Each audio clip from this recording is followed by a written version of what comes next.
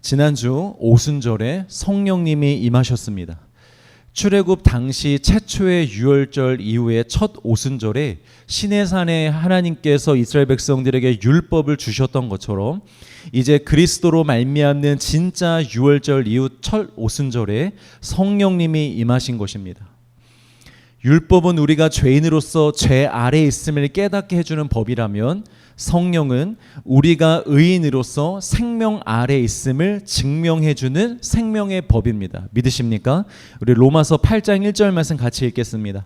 그러므로 이제 그리스도 예수 안에 있는 자에게는 결코 정죄함이 없나니 이는 그리스도로 예수 안에 있는 생명의 성령의 법이 죄와 사망의 법에서 너를 해방하였음이라. 아멘. 여러분 해방되신 줄 믿으시길 바랍니다. 죄가 더 이상 여러분들을 관여할 수 없고 여러분들을 주장할 수 없습니다. 우리가 해방되었음을 믿으시길 바랍니다. 성령의 임재 사건은 단순한 영적 퍼포먼스나 신비한 사건 정도가 아닙니다. 성령으로 말미암는 생명과 자유와 능력의 시대가 시작되었음을 알리는 신호탄이자 사망으로만 흐르던 인류의 역사의 물줄기가 완전히 틀어져 버리는, 완전히 바뀌어 버리는 위대한 사건입니다. 이전에 인간에게는 오직 죽음밖에 없었습니다. 누구든지 아무리 착하다 할지라도 돈이 많다 할지라도 권력이 많다 할지라도 모든 인간은 다 죽음을 향해서만 달려갔습니다. 그러나 이제 구원의 대로가 열린 것입니다. 누구로 말미암아? 성령으로 말미암아. 그런데 누가 이 생명을 얻는 것인가?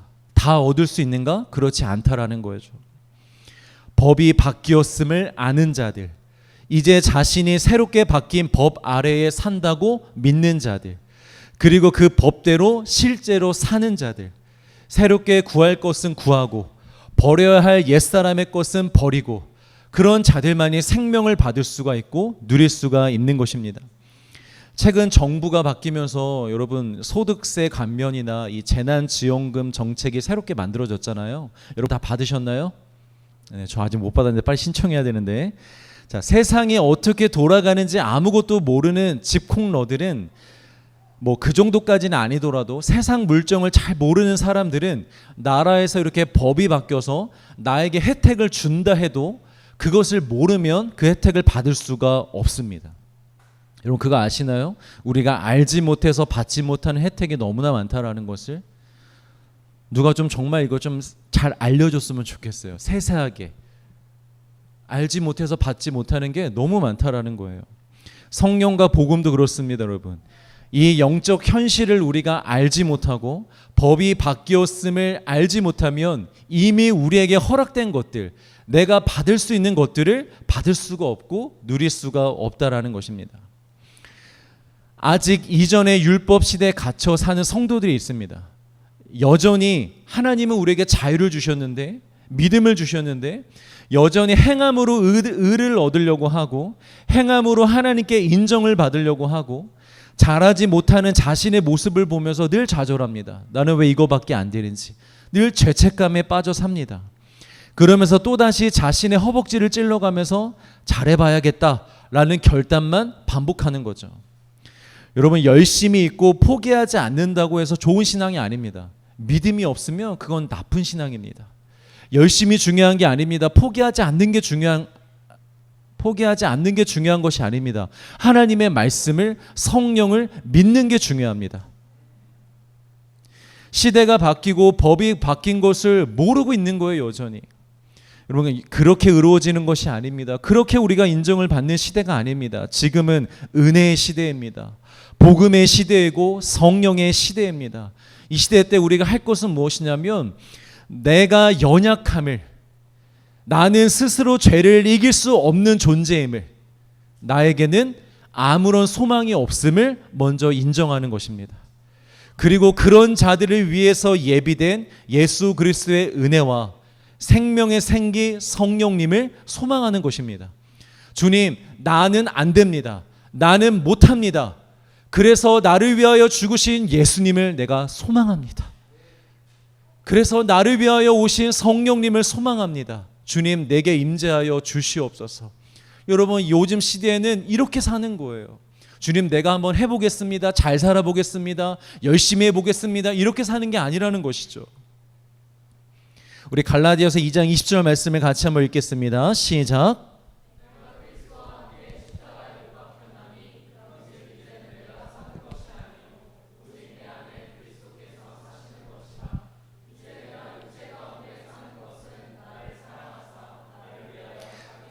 버리신 하나님의 아들을 믿는 믿음 안에서 사는 것이라. 아멘. 여러분, 바로 이거예요. 이 시대의 그리스도인들은 이렇게 사는 것입니다. 주님, 내가 사는 것이 아니요 이제는 내 안에 계신 예수 그리스도가 사시는 것입니다.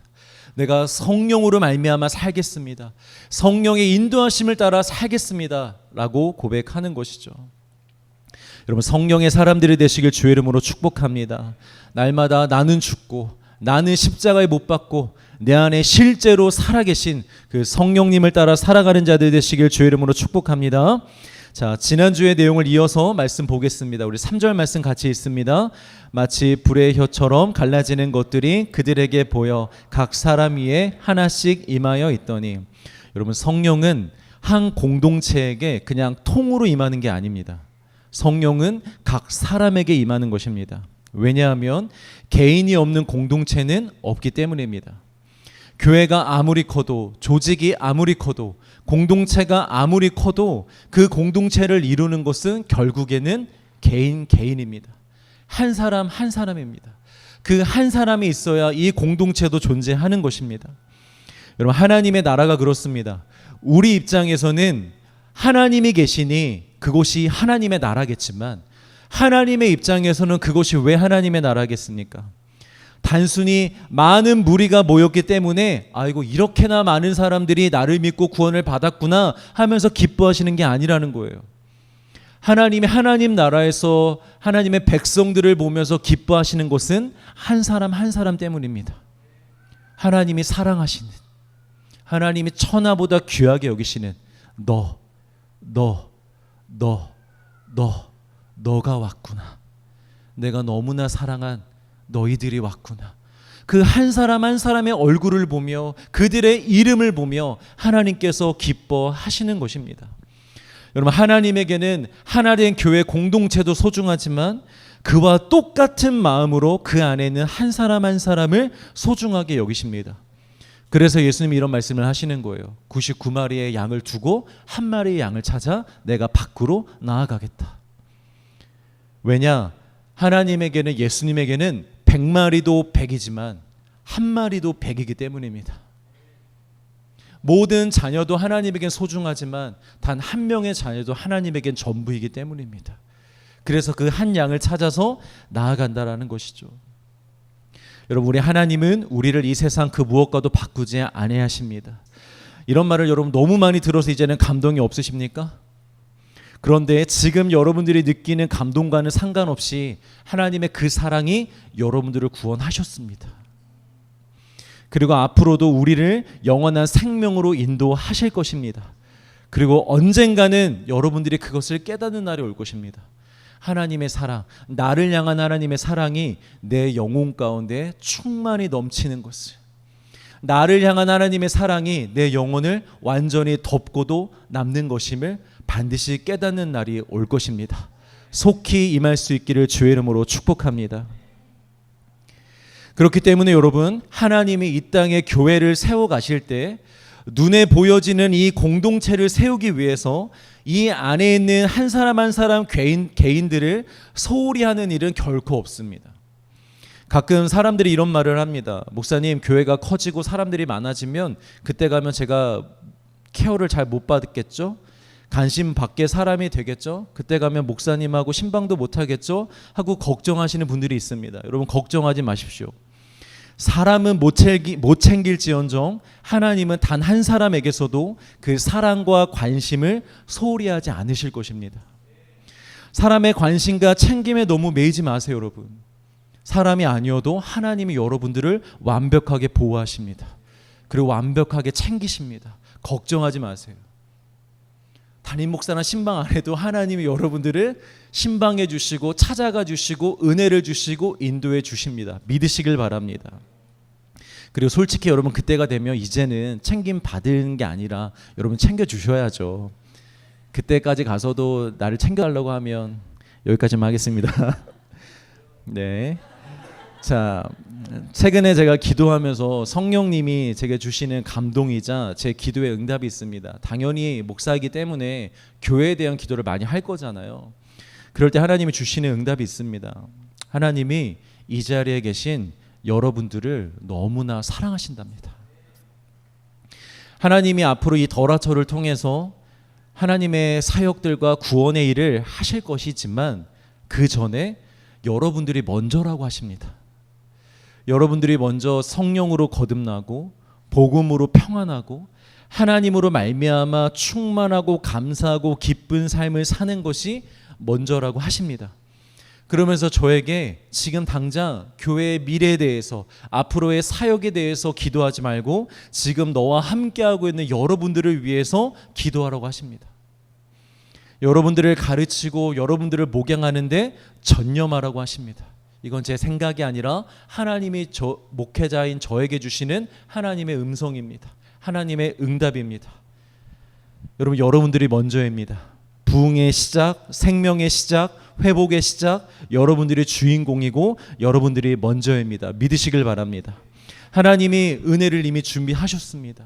이 개척교회에 처음에 함께하는 성도들을 위해서 여러분들을 살리시고 은혜 주시고 일으키시고 회복시켜 주시기 위해서 준비되신 은혜가 있습니다. 여러분 꼭 다 받아가시길 바랍니다. 한 사람도 놓치지 말고 받아가시길 바랍니다. 우리 4절 말씀을 같이 읽겠습니다. 4절 시작.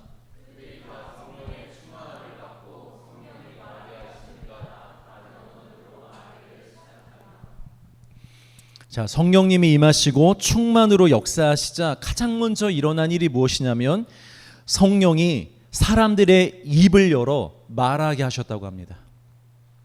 여러분, 성령에는 여러 은사들이 있지만 가장 먼저 되고 가장 큰 비중을 차지하는 것이 말입니다. 우리 뒤에서도 보겠지만 성령의 역사는 곧 말의 역사입니다. 복음이 담대하고 강력하게 말로 선포될 때에 항상 그 자리에 어떤 메시지가 함께 껴있냐면 성령이 충만하시더라. 성령이 충만한 자리에는 항상 이 말의 역사가 있었다라는 거예요. 매우 많지만 우리 딱 한 군데만 찾아봅시다. 사도행전 4장 31절입니다. 시작. 빌기를 다음에 모인 것이 진동하더니 무리가 다 성령이 충만하여 담대히 하나님의 말씀을 전하니라. 아멘. 성령이 충만하면 성령은 우리로 하여금 하나님의 말씀을 전하게 하십니다. 여러분, 우리가 평소에 내가 성령을 받았나? 내가 지금 성령이 충만한가? 아니면 성령이 충만하지 않나? 궁금하지 않으세요? 궁금하시죠? 궁금 좀 해보세요, 여러분. 궁금하시길 바랍니다. 궁금해야 되는 거예요.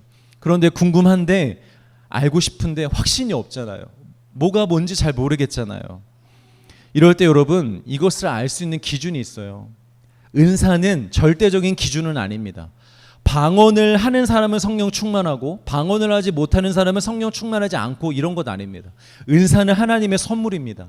하나님의 주권으로 주시는 자도 있고 주시지 않는 자들도 있습니다. 그러니까 그것으로는 확신할 수 없는 거예요. 그러나 성령의 충만함에서 나타나는 공통된 특징은 있습니다. 그것이 무엇이냐면 바로 말씀입니다.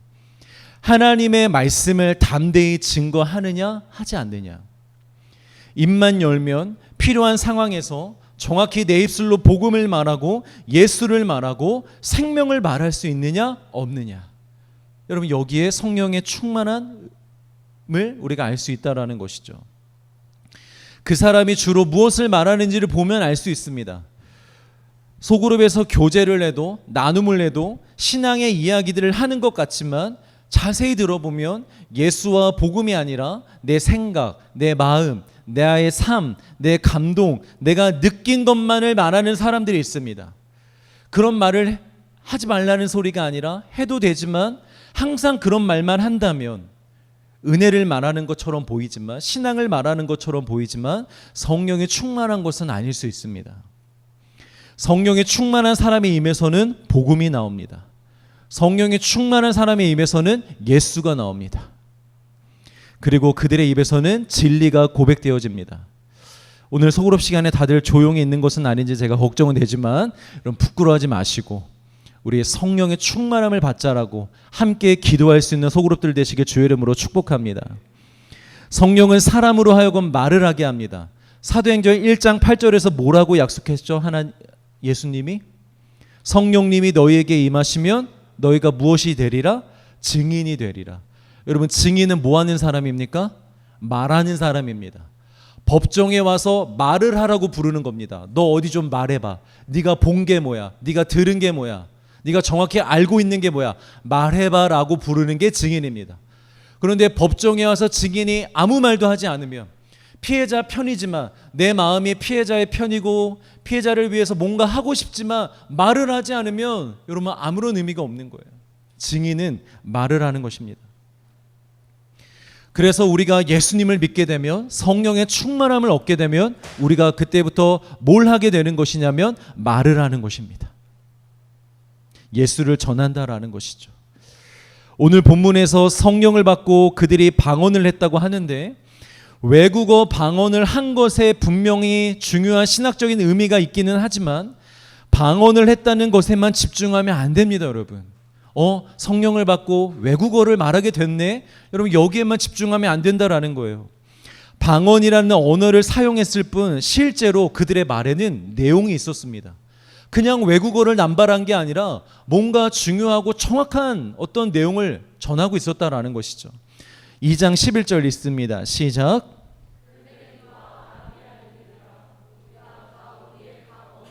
하나님의 큰 일을 말함을 듣는도다 하고, 다른 나라에서 온 사람들이 이 유대인들이 갑자기 자기들 나라의 말로 하는 것을 보면서 놀랐습니다. 처음에는 야, 이 갈릴리 촌놈들이 어떻게 우리나라 언어를 쓰고 있지? 그것도 아주 정확하게? 이게 어찌 된 일이지? 하고 놀랐습니다. 그러나 더 놀라운 것은 그들이 말하는 내용이었습니다. 이들이 아무 얘기나 하는 것이 아니라 하나님의 큰 일을 말하고 있습니다. 사람의 구원, 예수 그리스도의 은혜, 복음의 능력, 이런 하나님의 큰 일을 그들의 입을 통하여 말하고 있는 것입니다. 여러분 제자들의 불과 며칠 전 모습을 기억해 보십시오. 예수님의 죽음과 부활과 승천과 성령, 그 어느 것 하나 제대로 이해하고 있는 것이 없었어요. 예수님이 죽으시니까 그냥 슬펐고, 예수님이 부활하시니까 그냥 기뻤고, 예수님이 승천하시니까 그냥 멍했고, 이제 그들이 할 수 있는 것이라고는 그저 성령을 기다리는 것이었습니다. 그런데 성령이 임하시자, 성령의 충만함을 받자 이들의 머릿속에서 놀라운 변화가 일어나기 시작한 거예요. 예수님이 하신 말씀들이 그 순간적으로 깨달아졌습니다. 여러분 이 당시에 일타 강사가 급하게 이 제자들에게 가르쳐 준 게 아니에요. 야 빨리 모여봐. 이제 사람들이 몰려올 텐데 너희들 복음을 전해야 돼. 복음이 뭐냐면 이런 거야. 알겠니? 오늘 밤새 이거 외워서 내일부터 사역하자. 이렇게 일타 강사가 가르쳐 준 게 아니에요. 성령이 임하시자 그 즉시 그들의 머릿속에서, 그들의 마음속에서 예수님의 말씀, 그동안 전혀 이해되지 않고 깨달아지지 않은 말씀이 깨달아진 겁니다. 이해가 된 것입니다. 너무 놀랍지 않습니까? 누가 이걸 깨닫게 해주신 걸까요? 성령님이에요. 우리 요한복음 14장 26절을 같이 읽습니다. 시작. 보혜사 곧 아버지께서 내 이름으로 보내실 성령, 그가 너희에게 모든 것을 가르치고 내가 너희에게 말한 모든 것을 생각나게 하시리라. 아멘. 예수님의 약속 그대로입니다. 성령님이 직접 우리 안에서 말씀을 가르쳐 주시고 전혀 기억에 나지 않던 말씀들을 생각나게 하시면서 말씀들이 다 이해가 되고 연결이 되고 믿어지고 내 입술로 선포까지 되어지는 역사입니다. 저는 이 성령의 역사가 여러분들 가운데 충만하기를 간절히 소망합니다. 설교자의 준비나 저의 실력이 아니라 오직 성령의 역사를 따라 여러분들이 하나님의 말씀을 읽으실 때마다, 들으실 때마다, 볼 때마다 다 이해가 되시길, 해석이 되시길, 그 말씀들이 풀어지고 연결이 되고 믿어지시길, 그리고 여러분들의 입술로 그 말씀이 선포가 되기를 주의 이름으로 축복합니다. 여러분, 이것보다 더 큰 기적이 어디 있겠습니까? 이것보다 더 큰 능력이 어디 있겠습니까? 하나님의 말씀이 깨달아지는 능력. 이제 곧 여러분들 가운데 그 일이 시작될 줄 믿습니다. 자, 그리고 성령은 말씀도 깨닫게 하시지만 상황마다 우리가 무슨 말을 해야 될지도 가르쳐 주신다고 합니다. 마태복음 10장 19에서 20절입니다. 시작.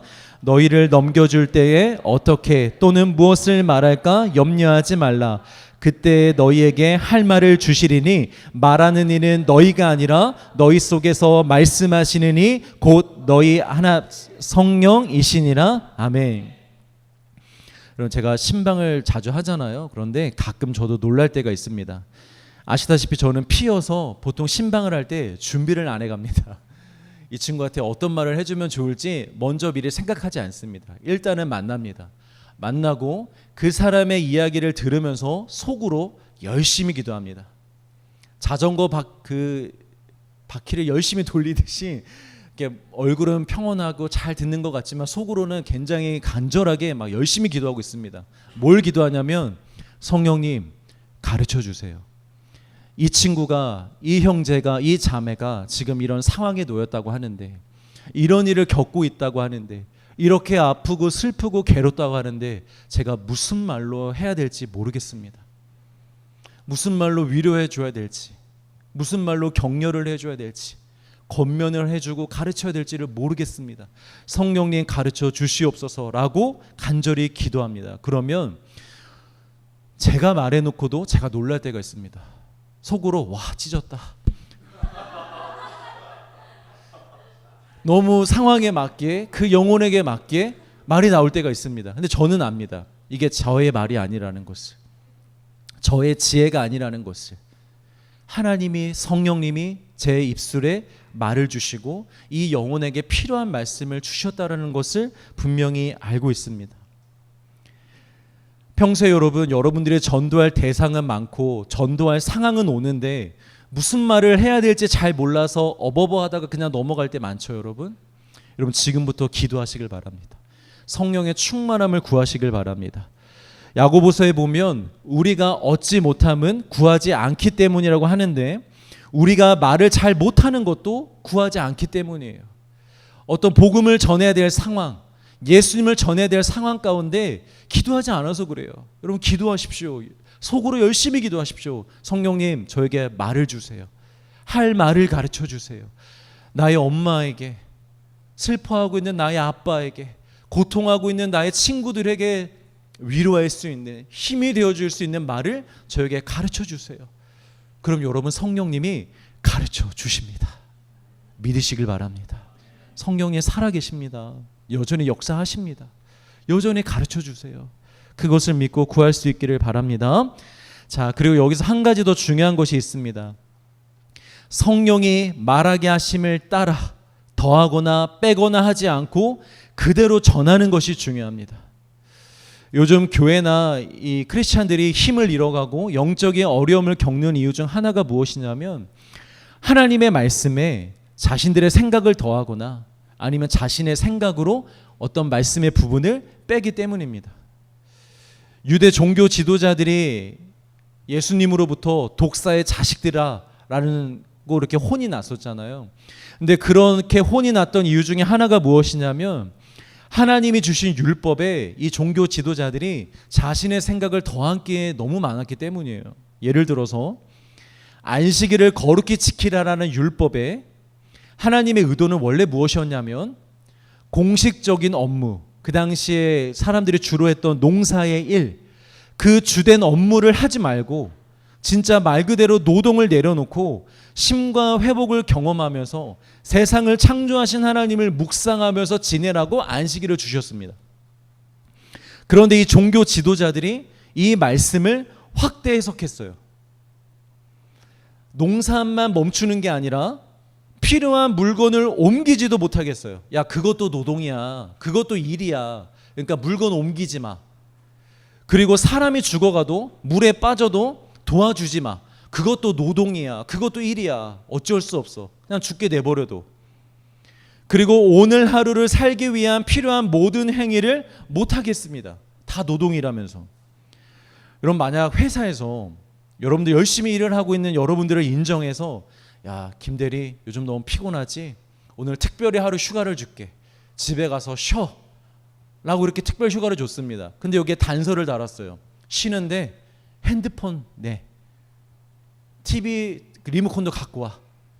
너 정말 쉬어야 되니까 TV도 보지 말고 핸드폰도 하지 말고 침대에 24시간 누워있어. 아무것도 하지 말고 쉬기만 해. 여러분, 그렇다면 여러분 그게 쉼이겠습니까? 그런 휴가 원하십니까? 됐습니다, 그냥 일하겠습니다 하지 않겠습니까? 유대인들, 이 지도자들이 그랬다는 거예요.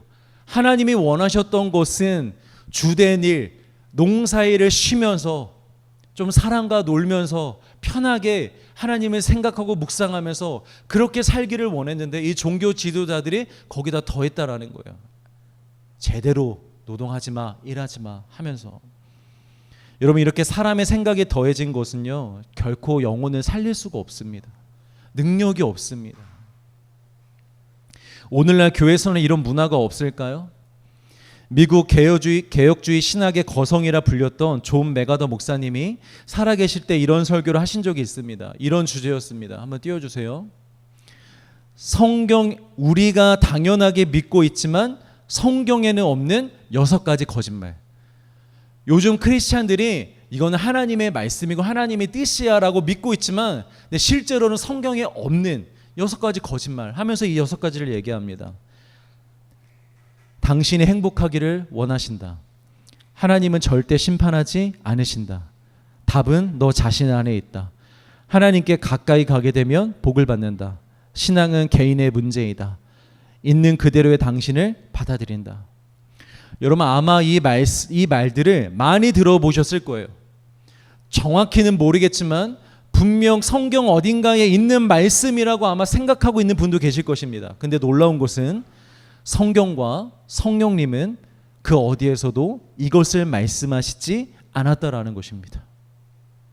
시간 관계상 다 설명드릴 수는 없고 우리 한 가지만 보겠습니다. 6번째, 있는 그대로의 당신을 받아들이신다. 그래서 왜 이런 찬양도 있잖아요. 내 모습 이대로 사랑하시네,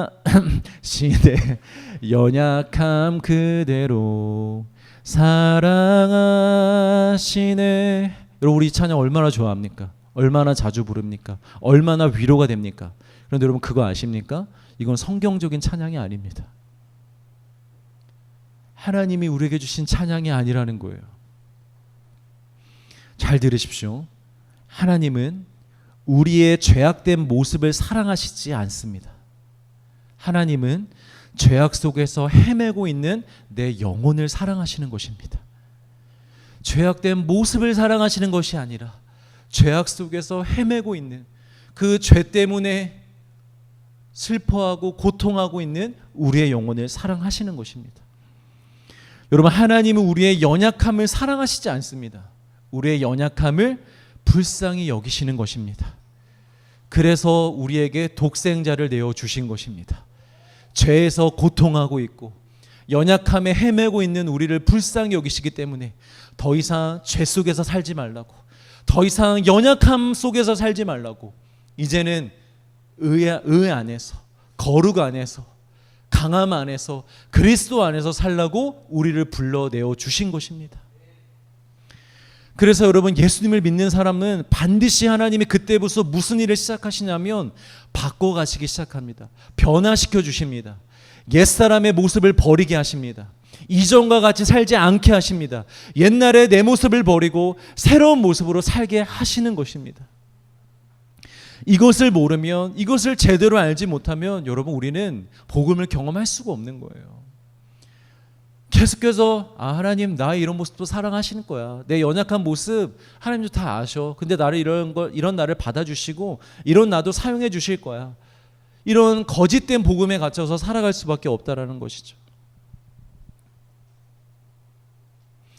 사랑하는 성도 여러분, 우리의 경험과 내 소원과 내 생각을 하나님의 말씀에 더하면 안 됩니다. 하나님이 말씀하시지 않는 것을 가지고 마치 진리인 것 마냥 내가 믿어서도 안 되고, 또한 다른 사람에게 말하는 것은 더더욱 안 됩니다. 그러니 여러분, 말하기를 신중히 하시고 조심하시길 바랍니다. 오로지 기도에 힘쓰며 성령의 충만함을 받으시고 성령이 말하게 하심을 따라 말할 수 있는 자들이 되시길 주의 이름으로 축복합니다. 말하는 것을 좋아하지는 마세요, 여러분. 그러나 성령님이 충만해서 말하게 하실 때는 여러분 담대히 말할 수 있기를 바랍니다.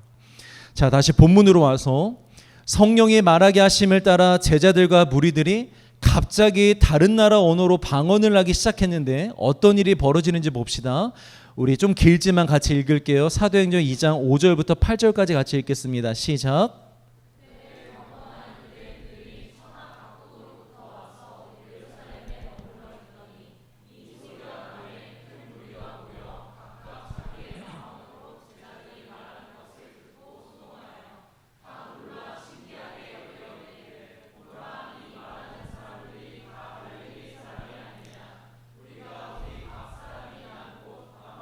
듣게 되는 것이 어찌 됨이냐. 자, 잘 아시는 내용이죠. 제자들이 외국어 방언을 하는 곳을 실제 그 나라 말을 하는 외국인들이 그 자리에서 다 듣게 된 거예요. 여기서 우리가 좀 살펴볼 것이 있습니다. 먼저 방언의 종류입니다. 여러분, 방언에는 두 가지 종류가 있습니다. 첫 번째로는 우리가 방금 읽은 것처럼 외국어 방언입니다. 실제로 존재하는 나라 말을 전혀 알지 못하던 사람이 성령의 능력으로 말미암아 그 나라의 언어를 하게 되는 것입니다. 그래서 방언을 이 외국어 방언으로만 알고 있는 보수주의에서는 성도들이 하는 랄랄라의 방언을 인정하지 않는 거예요. 랄랄라가 무슨 외국어냐, 세상에 랄랄라라고 쓰는 단어, 이런 언어가 어디 있느냐, 저건 다 가짜다 라고 얘기를 하는 것이죠. 그런데 성경에는 분명히 또 다른 방언의 존재에 대해서 이야기를 합니다. 고린도전서 13장에 보면 천사의 소리라는 것이 나옵니다. 외국어가 아니라 천상의 소리, 하늘의 소리라는 의미입니다. 그 증거가 무엇이냐면 방언의 은사를 말하면서 동시에 통역의 은사를 같이 받으라는 구절이 있습니다. 방언의 은사를 하는 것도 중요하지만 반드시 통역의 은사가 필요하다라는 거예요. 그런데 여러분 한번 생각해 보십시오. 만약에 외국어 방언이라면 통역의 은사가 필요합니까? 굳이 필요할까요? 아니죠. 그 나라 사람이 있으니까 얼마든지 사람이 통역해 줄 수 있잖아요. 만약에 일본어로 방언을 한다. 그러면 일본 사람을 데려와다가 지금 이 사람이 기도하는 게 뭔지를 알려주면 되는 거잖아요. 통역해 주면 되는 거잖아요. 그런데 성경은 뭘 말하고 있냐면 천사의 소리를 낼 때, 방언을 할 때 반드시 성령의 은사로만 통역할 수 있는 그 은사를 받아야 한다라는 거예요. 그 말은 이 땅의 언어가 아니라는 거죠. 하늘의 언어라는 거죠. 물론 성도들이 하는 모든 방언이 정말 천사의 소리인지는 확신할 수 없습니다. 개 중에서는 분명히 기도하다가 혀가 꼬였는데 꼬인 김에 그냥 이걸 방언으로 믿고 하는 사람도 있습니다. 기도하다가 혀가 꼬여버렸는데 이게 방언인가? 하면서 그냥 그렇게 하는 사람이 있습니다. 근데 그걸 우리가 판단할 수는 없습니다. 판단할 것도 아니고요. 하나님만이 아십니다. 그러나 분명히 방언은 존재합니다. 자, 여러분 여기까지 이해되셨죠? 자, 어쨌든 그런데 지금은 외국어 방언입니다. 그래서 외국에서 온 사람들이, 이 갈릴리 촌놈들이, 유학을 갈 기회조차도 없던 이 사람들이, 이 조그만 동네에 늘 갇혀 사는 사람들이 어떻게 우리나라 말을 하지? 하면서 놀라고 있는 거예요. 여기서 또 한 가지 살펴볼 것은 밑에 보니까 16개의 나라의 사람들이 하필 그 자리에 있었답니다. 그 많은 외국인들이 그 자리에 왜 있었을까요, 여러분? 사진을 한번 보실까요? 글씨는 잘 안 보이시겠지만 저기 빨간색으로 칸이 되어 있는 게 있죠, 여러분. 저기가 이 사도행전 2장 뒷부분에 나오는 그 도시들입니다. 다양한 나라의 사람들입니다. 지금 제자들이 방언을 할 때 이 사람이 우리나라 말을 하고 있네 하는 사람들이 다 저기에서 온 거예요. 정확히 16개 나라에서. 근데 보십시오, 여러분. 전 세계로 흩어져 있죠. 유럽, 아시아, 아프리카까지의 전 세계에 있는 나라들의 사람들이 지금 다 여기에 모여 있는 것입니다. 대체 이 사람들은 누굴까요? 왜 지금 이 시간에 이 유대 땅에서 그들의 방언을 듣고 있는 것일까요? 저들이 누구냐면 바로 디아스포라들입니다. 수백 년 전에 바벨론이 이스라엘 땅을 점령했을 때 이스라엘이 멸망하고 바벨론의 포로로 잡혀가지 않고 남아있는 자들이 있었습니다.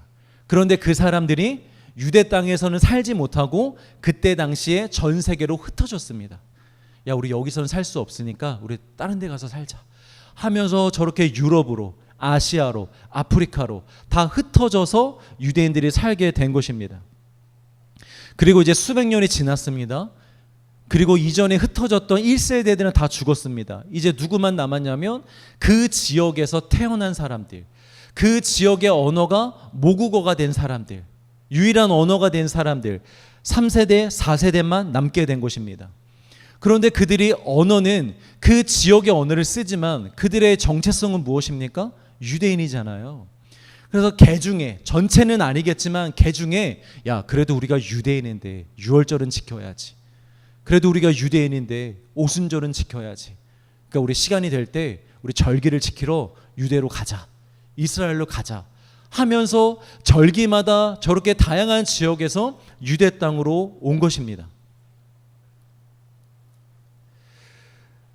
그리고 중요한 것은 거리가 멀기 때문에 유월절을 지키러 왔다가 다시 집에 갔다가 50일 뒤에 오순절을 지키러 다시 오고 이렇게 일정으로 하는 게 아니라 한 번 올 때 작정하고 오는 거예요. 와서 유월절 전에 와서 유월절을 지키고 약 50일 동안 오순절이 오기 전까지 그 유대 땅에서 머무는 겁니다. 절기를 지키기 위해서. 이게 아주 중요한 포인트입니다. 왜냐하면 이번 절기는 그들에게 있어서 아주 특별한 절기였기 때문이에요. 유월절을 지키러 왔는데 그 유월절에 아주 큰 소동이 일어났습니다. 예수라는 사람이 십자가에 못 박혀 처형을 당하는 일이 벌어졌습니다. 당시에 예수님의 십자가 처형은 비밀리에 진행되었던 처형이 아닙니다. 모든 종교 지도자들이 다 거기에 참여하고 그 당시에 예루살렘에 살던 대부분의 사람들이 그 장면을 목격한 공개 처형이었습니다. 그 말은 이 당시에 여러 지역에서 왔던 사람들이 그 사건을 직접 눈으로 봤다라는 거예요. 최소한 사람들이 많아서 그 자리엔 가지 못했더라도 최소한 소문으로 들었다라는 거예요. 야, 무슨 일이야? 뭐가 이렇게 소란스러워? 야, 저게 골고다에서 예수라는 사람을 지금 십자가에 못 박고 있대. 왜 못 박고 있대? 자기가 메시아래, 하나님의 아들이라 그랬대. 그래서 십자가에 못 박고 있대. 적어도 이런 소문이라도 들었을 것입니다. 이게 또한 이게 뭔 일인가 하고 있을 때 며칠이 지나고 3일 뒤에 예수님의 시체가 사라졌다는 소문도 들렸을 것입니다. 그리고 또 얼마 안 있다가 예수님이 부활하셨다는 소문도 그들이 들었을 것입니다. 또 이제는 제자들이 모여서 기도하고 있다는 소문도 들었을 것입니다. 이런 소문을 그들도 다 듣고 있었다는 것이죠. 그러다가 그 자리에서 제자들이 자기의 지역 언어로 방언을 말하는 것을 목격하게 된 것입니다.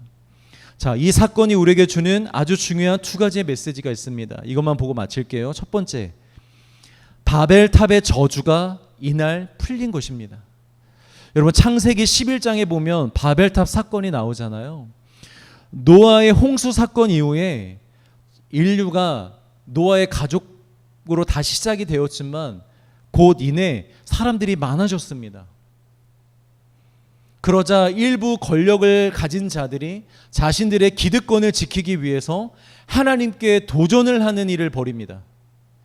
보통 살인이나 간음이나 이런 죄악은 사람과 사람 사이에서 짓는 죄잖아요.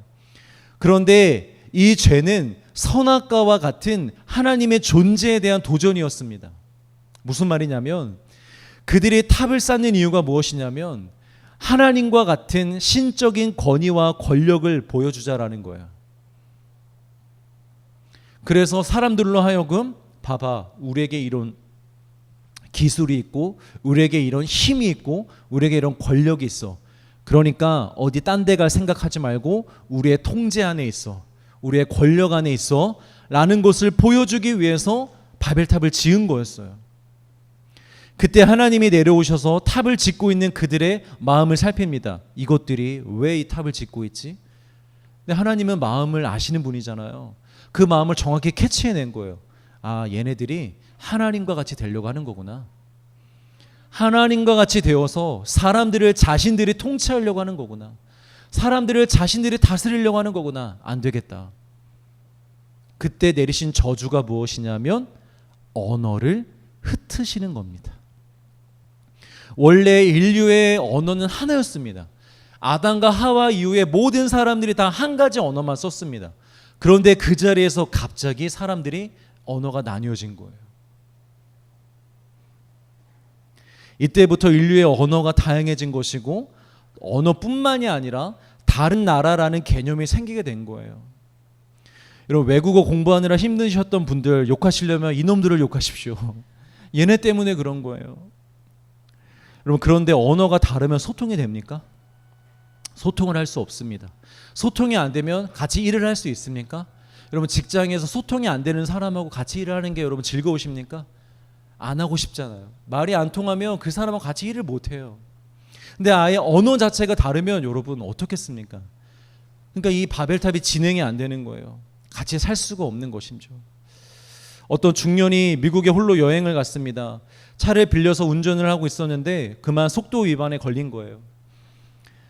그 사람 생각에 야, 여기는 미국이니까 벌금을 받아도 겁나 세게 받겠다, 이런 생각이 든 거예요. 그래서 영어가 부족하지만 한 번만 봐달라고 한번 빌어보기라도 하자. 이 사람이 이렇게 얘기합니다. Look at me once, look at me once. 자, 빨리빨리 이해하셔야 됩니다, 여러분. Look at me once. 우리나라 언어의 체계에서는 이게 뭔 말이에요? 한 번만 봐주세요 라는 건데, 이게 영어로는 뭐예요? 나 한 번만 쳐다봐 주세요. 이렇게 자, 또 하나 제가 한번 이번에 다시 도전. 또 다른 중년이 한 명 있습니다. 늦은 나이에 미국으로 유학을 가서 공부를 하는데 같이 공부하는 이 어린애들이 자꾸만 자기에게 반말을 합니다. 요 브로 막 이러면서 어깨 동무하고 나를 막 친구처럼 여기는 거예요. 이 중년이 화가 났습니다. 그래서 한번 제대로 혼내줘야겠다고 생각하고 한 젊은 친구를 불러내서 준비한 영어대로 대화를 합니다. 너 몇 살이야? How old are you? 내가 네 친구냐? Am I your friend? 그러자 외국인이 살짝 당황을 하면서 Yes, I'm your friend 이랬더니 이게 그 사람이 이제 더 화가 나서 너는 애비 애미도 없냐? Don't you have a father and mother? 이렇게 얘기하니까 이게 대체 뭔 소린가 하고 당황해 있자 이 사람이 이렇게 대화를 끝냅니다. 너희 자식 두고 보자. See you later. 알겠습니다, 여러분. 자, 여러분, 이렇게 우리가 단어를 몇 개를 좀 알아도요, 제대로 된 소통을 할 수가 없습니다. 그래서 하나님이 언어를 나누신 거예요. 소통이 되지 않도록. 그래서 사람이 협력하여 악을 이루지 못하도록, 하나님께 도전하지 못하도록 언어를 나누신 거예요. 이때부터 인류가 나누어지게 되면서 사람들 간의 경계가 생기기 시작했습니다. 나라와 나라 간의 경쟁도 시작이 되었고요. 이때부터 전쟁도 시작이 된 것입니다. 국경선을 경계로 철저히 나와 너로 나누어진 삶이 시작이 된 것입니다. 그러나 이제 복음의 시대가 왔습니다. 생명의 시대가 왔습니다. 이런 복음의 핵심은 무엇이냐면 하나됨입니다. 나누어졌던 것들, 분리되어졌던 것들이 하나가 되는 것이 복음입니다.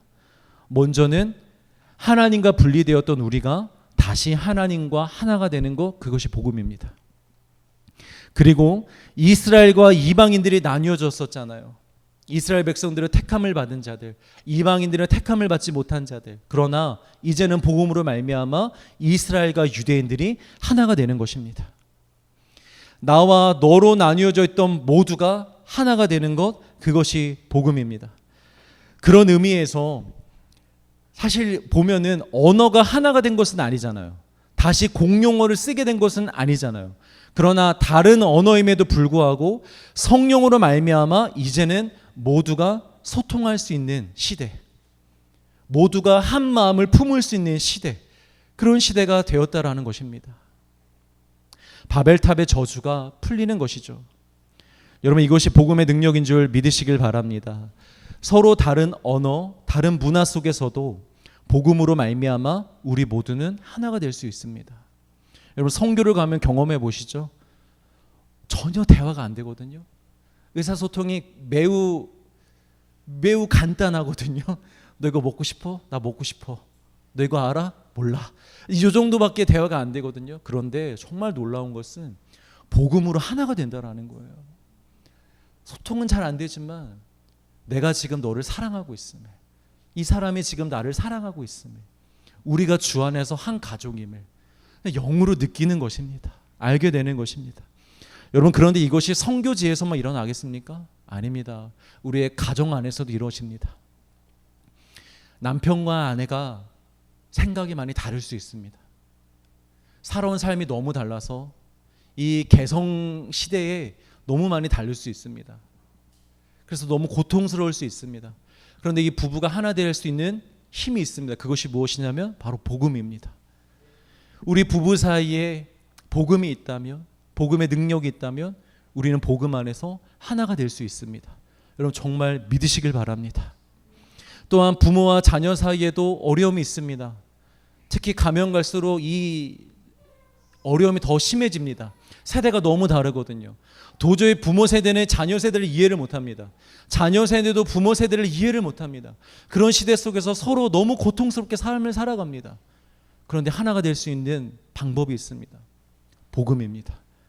부모와 나 사이에 복음이 들어오면, 성령님이 임하시면 하나 될 수 있습니다. 생각은 다르고 가치는 달라도 복음으로 하나 될 수 있는 것입니다. 가족뿐만이 아닙니다. 여러분, 친구들과도 마찬가지고 내가 살아가는 모든 주변의 사람들과도 마찬가지입니다. 복음이 임하면 그때부터 나의 주변, 나의 삶, 나의 환경은 위아더 월드가 됩니다. 우리 모두 하나야. 우린 예수 그리스도 안에서 하나야. 이것이 되는 것임을 믿으시길 바랍니다. 자, 두 번째로는 여기서 복음을 들은 사람들이 그들의 나라로 돌아가 복음의 기초를 다져 놓았다라는 것입니다. 그 증거가 무엇이냐면 사도행전 9장에 보면 바울이 아직 사울일 때 다메섹에 간 이유를 뭐라고 설명하냐면 그리스도인들을 체포하기 위해서 다메섹에 갔다고 합니다. 그러니까 바울이 다메섹에서 예수님을 처음 만나잖아요. 근데 그 다메섹까지 가는 이유가 무엇이었냐면 그리스도인들을 잡아 죽이려고. 그래서 다메섹에 갔다고 합니다. 그런데 다메섹은 어떤 도시냐면 이스라엘 땅이 아닙니다. 다메섹은 이방 나라입니다. 그런데 그곳에 어떻게 벌써부터 그리스도인들이 있을 수 있었을까요? 아직 사도들로 말미암는 복음의 전파가 유대 땅 안에 머물고 있었을 때입니다. 아직 사도들이 이방 땅에 가지 않았어요. 베드로든 누구든 아직 이방 땅에 가서 예수님을 전하지 않을 때였어요. 그런데 그 땅에 이미 예수님을 믿는 자들이 있었다라는 거예요. 그들은 어떻게 예수님을 믿었을까요? 어떻게 성령을 받았을까요? 바로 여기 2장에 나오는 각 나라의 방언으로 하나님의 큰일, 복음과 구원의 일에 대해서 들은 그 자리에 있던 자들입니다. 이 자들이 성령을 받고 그 자리에서 예수를 믿고 자신의 땅으로 돌아가서 복음을 전하였던 것입니다.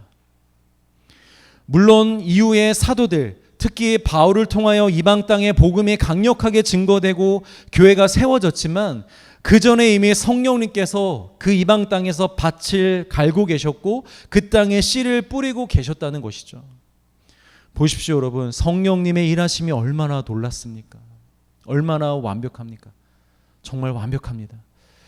여러분, 나의 일과 사람의 일에 몰두하지 마시고 성령의 일을 사모하시고 성령의 일하심에 한번 집중해 보시길 바랍니다. 그동안 보지 못하고 느끼지 못하고 경험해 보지 못했던 하나님의 살아계심과 하나님의 전지전능하심과 하나님의 완벽하심을 반드시 경험하게 되실 것입니다. 우리는 내 일, 내 삶, 내 기분, 내 감정, 나에게만 집중하기 때문에 완벽하게 일하시는 하나님을 우리는 잘 못 느끼는 거예요. 하나님은 그 일에 집중하지 않기 때문에, 하나님은 하나님의 일, 복음이 전도되는 일, 교회가 세워지는 일, 영혼이 살아나는 일에 하나님은 관심이 있으시잖아요. 그 일을 하시는 분이잖아요. 그래서 우리가 시선만 돌려서 우리도 그 일에 집중하다 보면, 그 일을 바라보고 있다 보면 하나님께서 놀랍게 일하시는 것을 우리가 경험할 수 있게 된다라는 것입니다.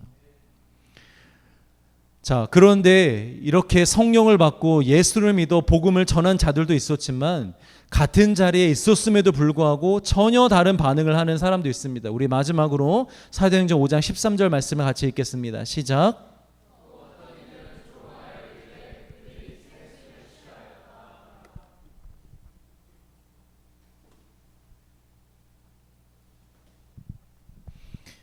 사도들이 성령의 말하게 하심을 따라 방언을 이야기할 때, 그 자리에서 어떤 사람들은 이게 무슨 일이야? 저게 무슨 말이야? 진짜 예수님이 우리를 위해 죽으셨어? 그분이 메시아야? 라고 그 메시지를 듣고 예수님을 믿고 성령을 받은 사람이 있었습니다. 방금 말씀드렸잖아요. 그들이 자기의 땅으로 돌아가서 복음을 전했다고. 그런데 그 자리에서 함께 듣고 있었지만, 그들이 방언으로 말하는 것을 함께 보고 있었지만, 그 사실을 보면서도, 보았음에도 불구하고 외면을 한 사람들도 있었습니다. 인정하지 않으려고 한 사람들이 있었습니다. 같은 것을 보고 같은 것을 들었으면서도 이렇게 다르게 반응하는 것입니다. 여러분, 예수님이 안식일에 병든 자를 고치셨는데, 예수님 이전 시대에는 이런 기적이 없었습니다. 예수님 이전에는 이 이스라엘 땅에서도 병든 자들이 치유받는다, 안진뱅이들이 일어난다, 눈먼 자들이 다시 보게 된다, 이런 일들이 없었어요. 그런데 그런 기적이 일어났다고요. 사람들이 그걸 보고 놀랐습니다. 야, 이 사람이 진짜 메시아구나, 이분이 진짜 예수 그리스도이구나, 이렇게 믿는 사람이 있었어요. 그러나 그걸 똑같이 보면서도 믿지 않는 자들도 있었어요. 그런 놀라운 기적을 보면서도 이 사람들은 뭐에 집중했냐면 안식일에 집중했어요. 아니, 왜 안식일에 일을 하는 거야? 왜 안식일에 병든 자를 도와주는 거야? 이거 문제 있는 거 아니야? 하면서 그 안식일에 집중하고 따지고만 있는 거예요, 여러분. 이 사람들이 지금 조롱하고 있잖아요. 분명히 자기들 말로 하고 있는데, 야, 쟤네들 지금 술 먹어서 저런 거 아니야? 조롱을 하고 있습니다. 너무나 안타까운 일입니다. 인간의 미련함의 끝을 보여주는 것입니다. 여러분, 교회 안에서도, 지금 이 자리 안에서도 같은 예배를 드리는데 어떤 이는 성령을 받고 마음이 뜨거워지는 은혜를 받아 변화되는 사람이 있는데, 어떤 사람들은 전혀 마음의 감동 없이 그저 매주 똑같이 드리는 예배로만 끝내는 사람이 있습니다. 어떤 사람은 단 한 번의 예배를 드려도 은혜로 충만하여 예수를 믿게 되어 마음으로 결단하여 기도하며 성령으로 말미암아 담대히 살아가는 자들이 있는데, 어떤 사람은 똑같은 예배를 드려도 오늘 예배 좋았지, 뭐 늘 듣는 말씀이지, 뭐 주일 예배 난 드렸어, 그런 사람이 있다라는 거예요. 여러분, 무엇이 문제일까요? 여러분, 무엇이 문제라고 생각하십니까? 설교가 부족해서요? 부족합니다. 근데 그게 이유는 아닙니다, 여러분. 설교 스타일이 여러분 스타일이 아니어서요? 대체 어떤 스타일이어야 돼 여러분 은혜 받으실 겁니까? 설교 스타일의 문제가 아닙니다. 교회가 작아서요? 아닙니다. 성령이 역사하지 않아서요? 아닙니다. 죄송하지만 설교자의 문제도 아니고 교회 문제도 아니고 성령이 역사하시지 않는 것도 아닙니다. 그럴 수도 있지만 사실 더 큰 문제가 우리 안에 있습니다. 우리의 마음입니다. 순종하고자 하는 마음, 전심으로 예배하고자 하는 마음, 주를 위해 살고자 하는 마음, 내가 잘 이해는 못하겠지만 들리는 대로 한번 믿어보겠습니다 하는 마음, 어렵지만 힘들겠지만 저 한번 따라 보겠습니다 하는 마음, 하나님을 한번 의지해 보겠습니다 하는 마음, 하나님의 살아계심을 경외하는 마음, 그 진실한 마음이 있어야 한다는 것입니다. 여러분, 이 자리에 있는 사람들이 다 그런 마음인데, 다 그런 마음을 가졌는데 성령님이 차별 대우하시면서 어떤 사람들에게만 임하시고 어떤 사람들에게만 임하시지 않았던 것이 아니에요. 반대로 그런 마음이 없는데 하나님이 랜덤으로, 임의적으로, 자기적으로 그냥 예 선택해서 주신 것도 아닙니다. 성령은 정확히 그 자리에서 사모하고 있던 자들에게 임한 것입니다. 성령은 정확히 지금까지 제사를 드려도 형식적으로 지내는 사람이 아니라 사모하는 마음으로, 예수님을 경외하는 마음으로 하나님을 믿고자 하는 사람들에게, 그런 자들에게 정확히 임한 것입니다. 여러분, 성령이 마가의 다락방에 임하셨던 이유는 무엇인지 아십니까? 그 자리에 있던 모든 사람들이 다 예수님을 기다리고 있었기 때문입니다. 오로지 기도하기에 힘쓰며, 잘 모르겠지만, 성령이 뭔지 잘 모르겠지만 성령이 임하시면 어떤 일이 일어날지 몰랐어요. 아무것도 몰랐어요. 그냥 예수님이 기다리라고 해서 기다린 거예요. 그냥 사모함만 가지고 기다렸던 거예요.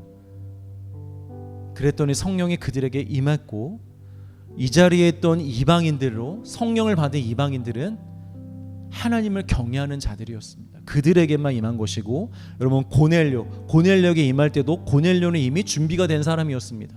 하나님을 경외하는 자들이었습니다. 그래서 임한 것입니다. 그 외에 성경을 보면 모든 성령을 받은 자들이 그냥 아무 생각 없이 있는데 임하지 않았습니다. 여러분, 어디를 봐도 누구를 봐도 그냥 넋놓고 있는데 임하지 않았습니다. 사모할 때, 하나님을 경외할 때, 예배할 때 임하는 것입니다. 물론 여러분, 사도 바울과 같은 예배가 있습니다. 사도 바울은 예수님을 죽이려고 했었잖아요.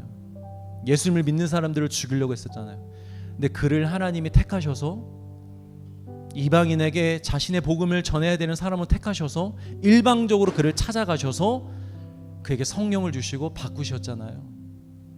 그런데 여러분, 그런 예외를 두고 그거를 보편화시켜서 나에게 적용시키면 안 돼요. 여러분, 그건 정말 특별한 상황, 예외적인 상황입니다. 보통의 상황, 우리들 같은 상황에서는 사모하는 자에게 임하십니다. 구하는 자에게 임하십니다.